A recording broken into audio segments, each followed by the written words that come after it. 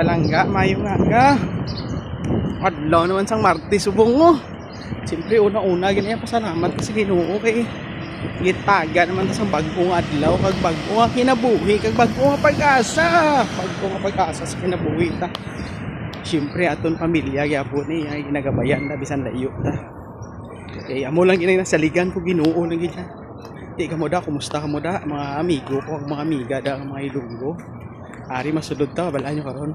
Karon nga adlaw kay holiday na di sa amon. Di 23 hours na dayon. Ang amon sulod karon nga adlaw lang ha. Pero buwas ba ubawi man kay di. Wala may sulod buwas. Pero pagka Wibis, holiday lang gyapon.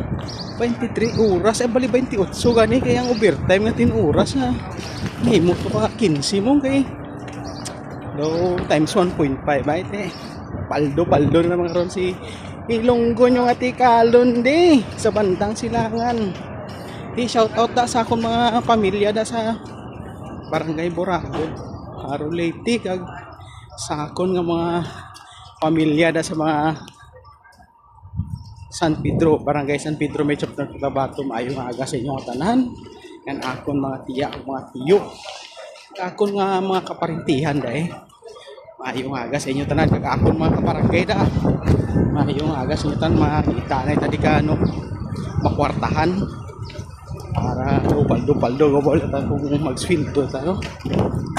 Di bye anay lapit na ko diri sa bus namon. Sige, God bless sa tanan amping na mo pirmi.